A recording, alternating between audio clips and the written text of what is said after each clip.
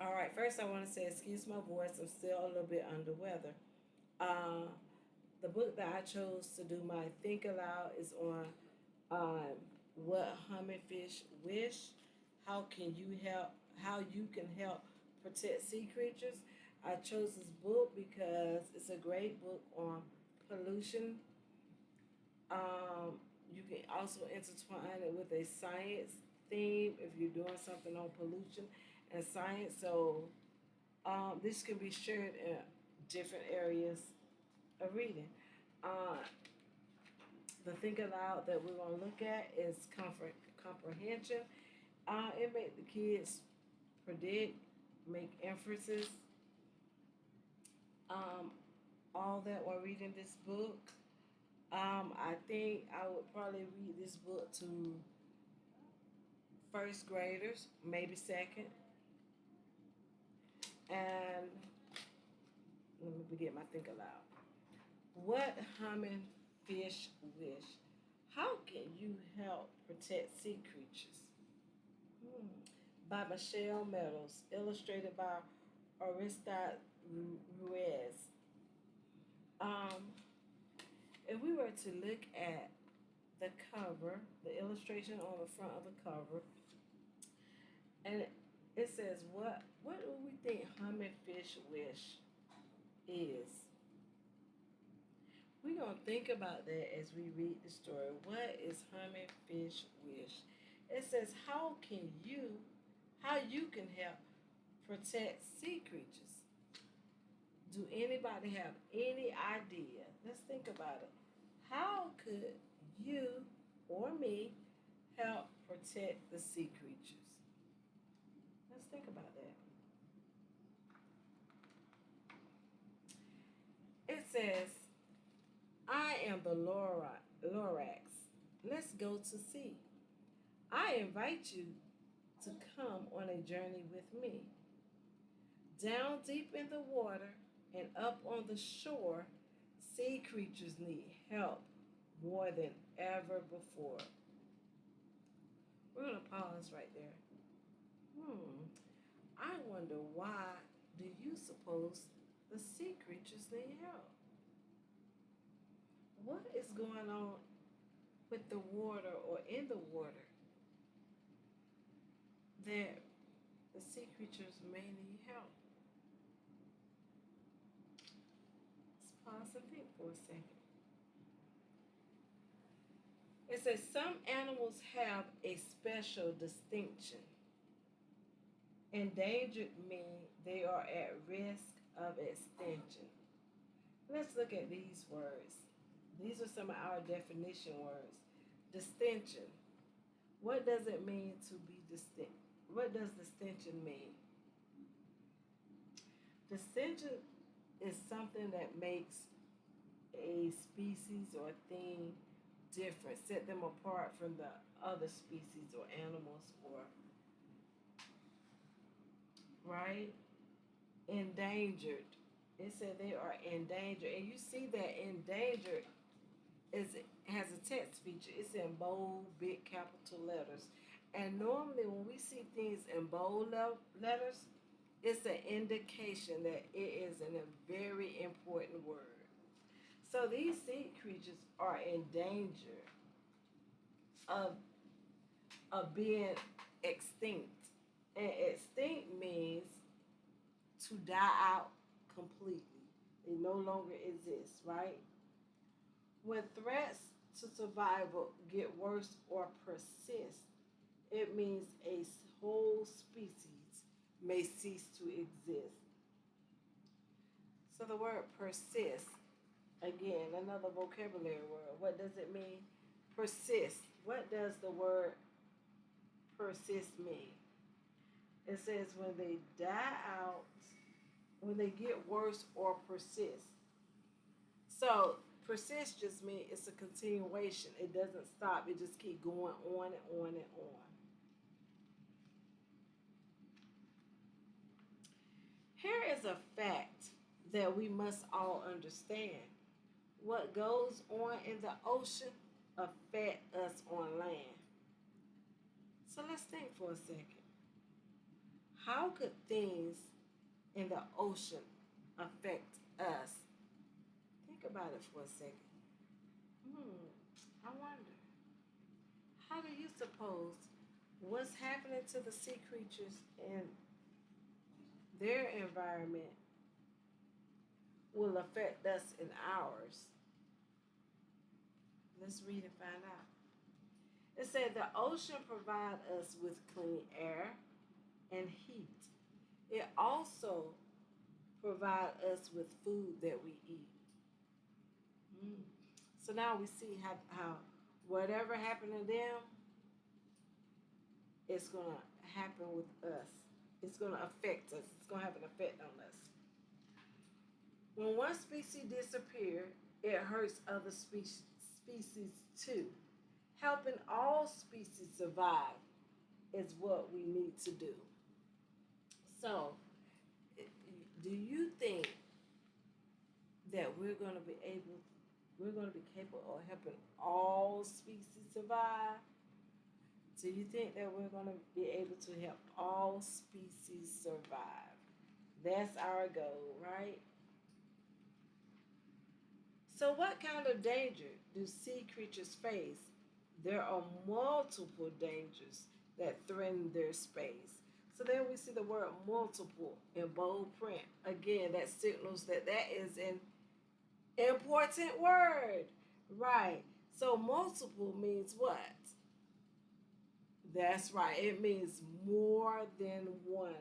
There are more than one thing that is causing a threat to the animals, the creatures that live in the sea. Um, can you think of any dangers based on the illustrations? Look at the illustrations.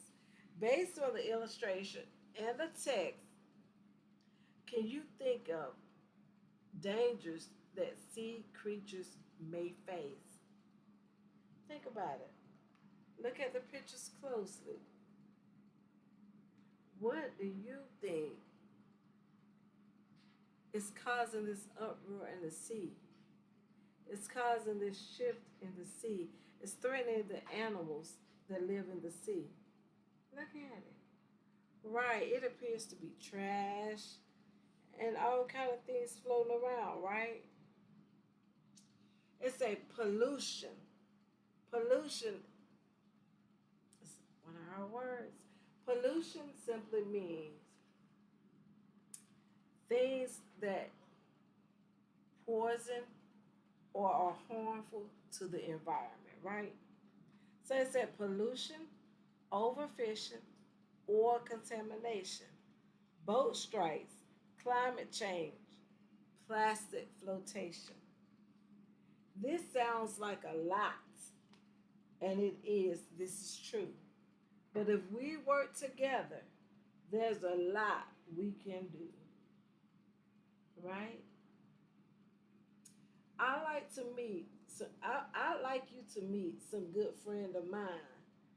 They're endangered, but we can help stop their decline. So again, the word decline. What does it mean? For is that we can help stop their decline, right? So the word decline means to become smaller in number. So as you can see, the sea creatures are becoming smaller in number, and they want us to help them survive, right? Hungry hawksbill turtle out hunting for lunch. Think plastic look something tasty to munch. Plastic? Should plastic be in the ocean? And how did that plastic get there? I wonder. Hmm. Let's see what kind of effect the plastic have on the sea turtles. Anybody know what can happen to the sea turtle from the plastics? Let's see. It clouds of their bellies get stuck in their throat. Is a danger to turtles whenever it floats. Do you want to help them? Here's what you can do. Start using less plastic and recycle too. So look at that. How can we help them?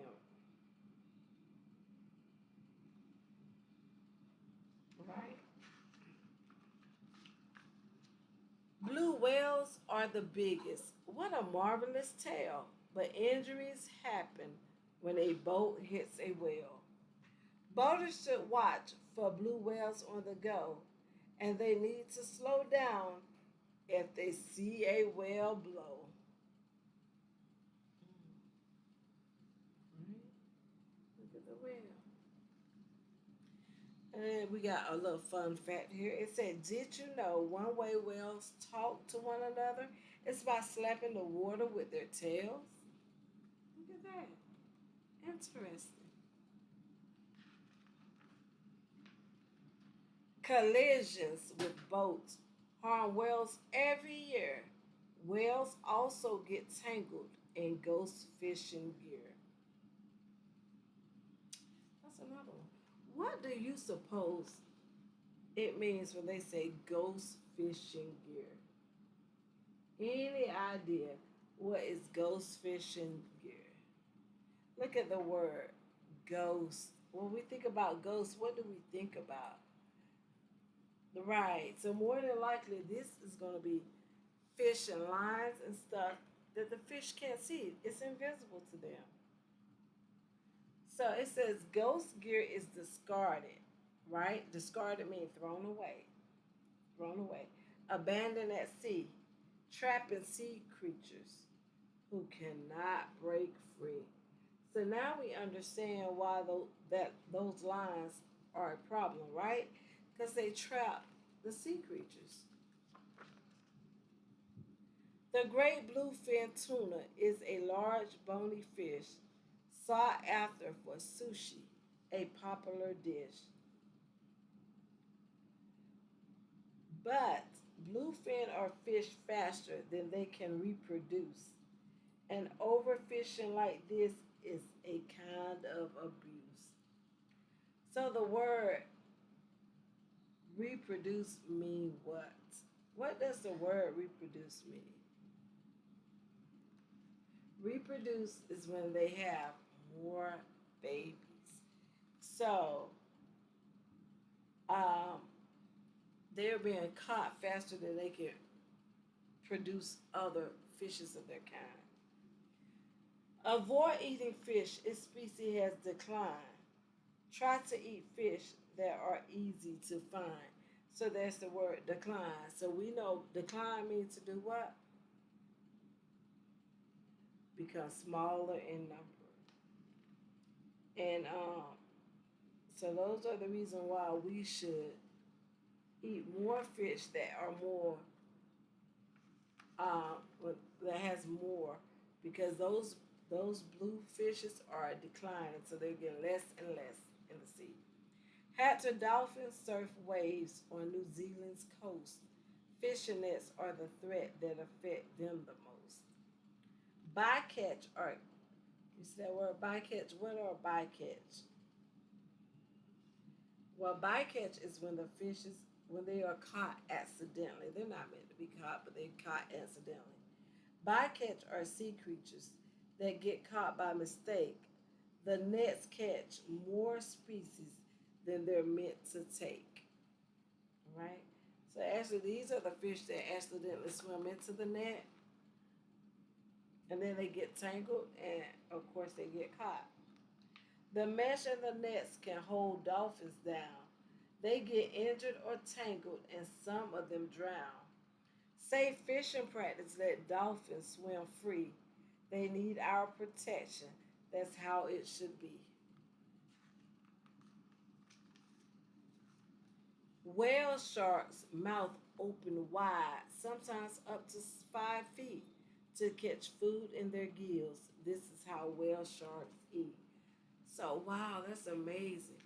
5 feet. Their mouth can open up to 5 feet to catch food. 5 feet, that's taller than you. And it's just as wide as, his mouth open just as wide as I am in height. So that's a big old mouth. But fishing and bycatch have made their numbers drop. The taking of these gentle giants has to stop. So it said, do you know the pattern on a whale shark back is as unique as a human fingerprint? Wow.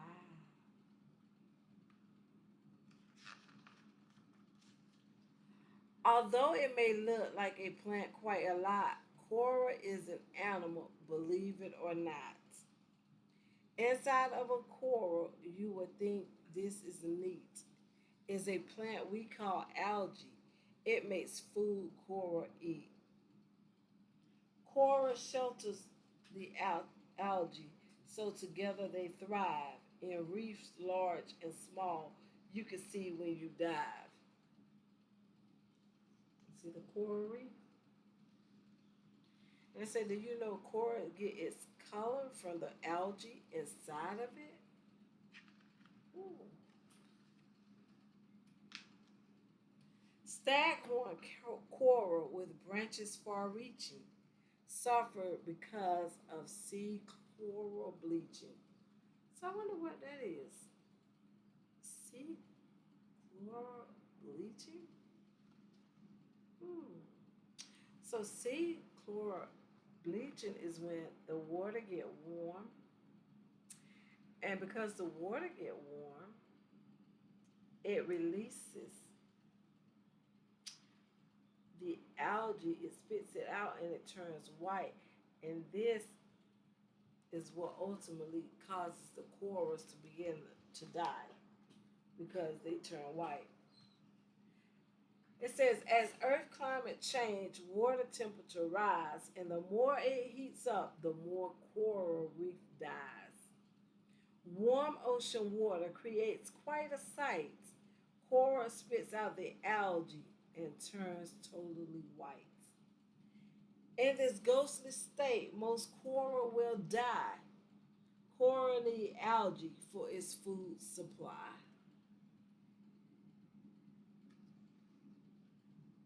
See how the coral turn white?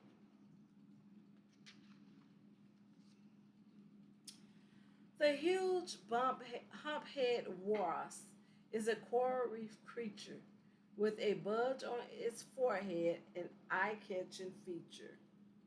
The big beautiful fish called the reef home, sweet home.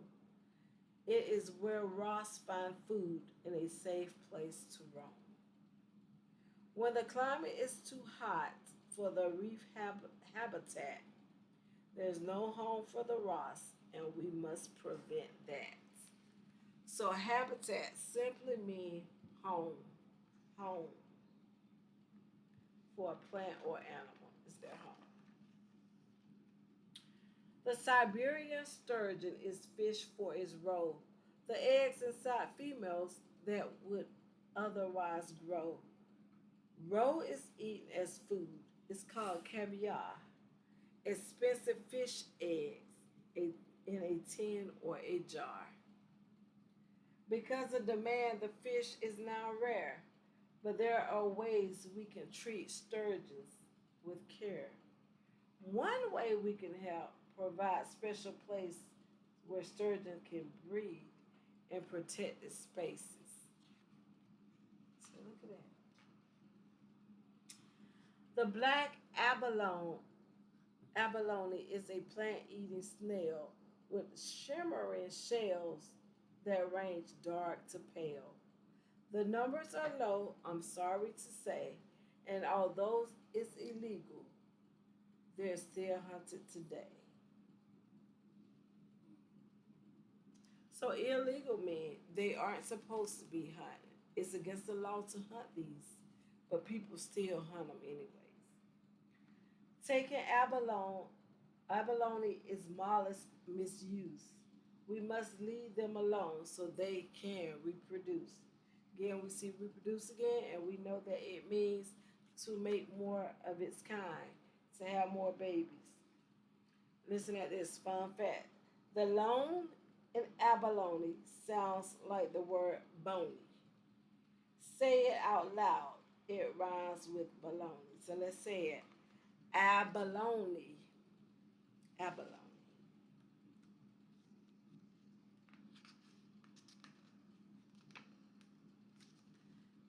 speak for sea creatures, from huge whales to small fish. We must act to protect them. That's what humming fish wish. So again, what we learned that humming fish wish was to do what? What do you think now? Was your thought in the beginning the same as you think now? Humming fish wish is to help protect, right? Bring reusable bags when you go to the store. That's easy to do. And here's something more: reuse containers, don't use plastic straws. Let's keep plastic trash out of sea creatures' jaws. To help conserve water, you can shorten your shower and unplug something to use up less power, right? Those are ways that we can help. Want to keep the ocean from getting too hot? Walk and ride your bike more. Small things mean a lot. We all can be a part of a problem solution, from boat strikes to bycatch, plastic to pollution. The more you can do and the more that you know, endangered sea creatures will flourish and grow. So how would they um how would they flourish and grow? What did they tell you? How? How do you think these sea creatures can flourish and grow?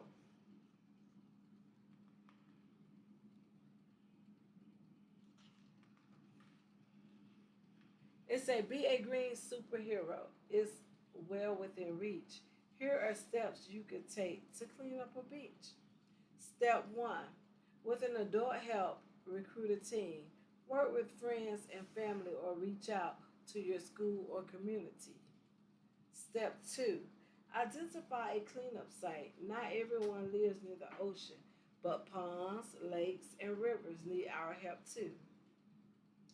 Three says gather supplies you'll need: trash bags, basket, or pails for collecting garbage and recyclables, gloves, sunscreens, bug spray, drinking water, hand sanitizer, and a first aid kit.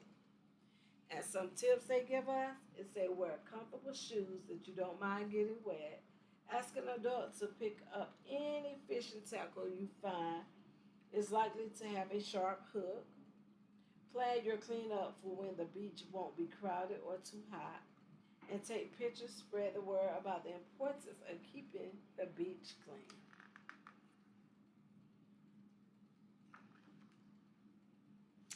The end. And then after that, we would do a vocabulary worksheet where they would have to match the vocabulary and they would have at least five comprehension questions that they would have to answer. Thank you.